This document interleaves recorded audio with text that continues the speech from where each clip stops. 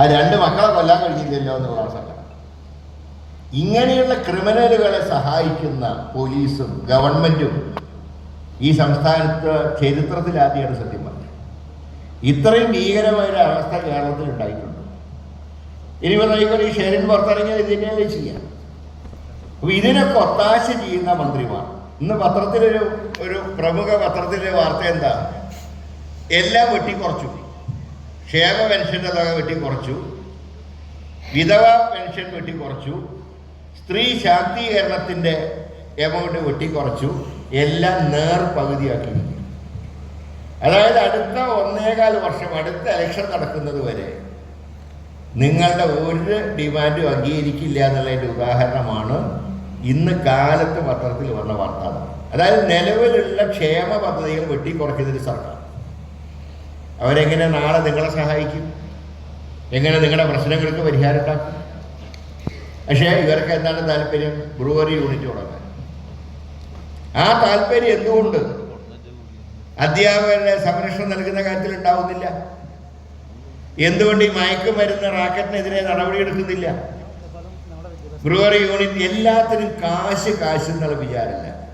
ഖജനാവിൽ കാശില്ല, പക്ഷേ എൻ്റെ പോക്കറ്റിൽ കാശുണ്ടാവും. അതാണ് പിണറായിയുടെ നയം എന്ന് പറയുന്നത്. എന്നിട്ട് ഇന്നലെ പറയുകയാണ് BJPയെ പോലെ വെറുക്കപ്പെടേണ്ട പാർട്ടികളാണ് കോൺഗ്രസ്, മുസ്ലിം ലീഗ്.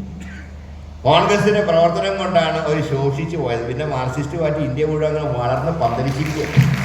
ഉള്ള ബംഗാളിലും ത്രിപുരയിലും കാശിനില്ല. എന്നിട്ടാണ് ഇവിടെ ആകെ 4, 3, 7 പേരുണ്ട്. അത് വെച്ചിട്ട് കക്കുകയാണ് മുഴുവൻ. ബ്രൂവറി യൂണിയന് എത്ര കിട്ടി എന്നുള്ളത് ഞാൻ രാജേഷിനെ കുറ്റം പറയില്ല. കാരണം എന്താ അറിയുക, ഈ മാംസമൊക്കെ പിണറായി കഴിച്ചിട്ട് രാജേഷിനെ തൊട്ടുകൂട്ടാനേ കൊടുക്കുള്ളൂ.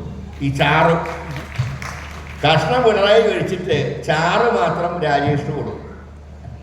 അപ്പോൾ പിണറായിക്ക് കാശുണ്ടാക്കാൻ ഇപ്പോൾ ഏതാണ്ട് ഈ ബ്രൂവറി യൂണിറ്റ് ഇപ്പോൾ കണക്കാക്കിയില്ല.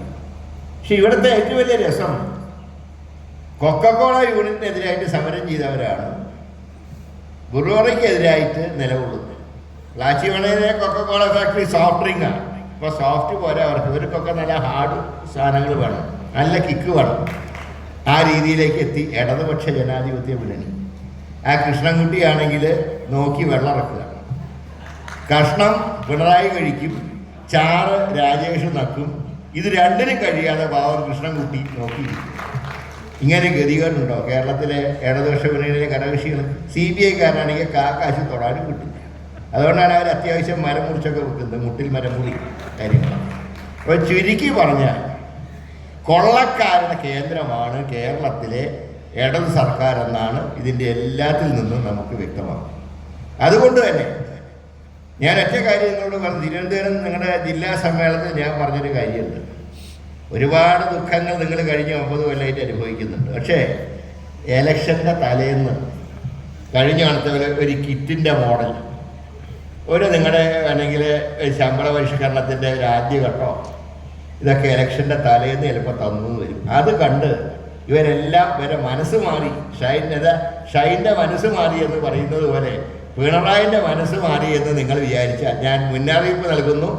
പട്ടിയുടെ വാല് 10 കൊള്ളിട്ടാലും അത് നേരെയാവാൻ പോകുന്നില്ല, വളഞ്ഞു തന്നെ ഇരിക്കും. അതുകൊണ്ട് കിറ്റിൻ്റെ പേരിൽ 5 വർഷത്തേക്ക് കുത്തി കൊടുത്തല്ലോ, അവസാനം എന്താ തിരിഞ്ഞു കുത്തിയപ്പോൾ അവിടെ പോയിട്ട് സീലടിച്ചു കൊടുത്തു. സർക്കാർ എന്താ കടാലുകൊണ്ട് നെഞ്ചിലേക്ക് കുത്തി.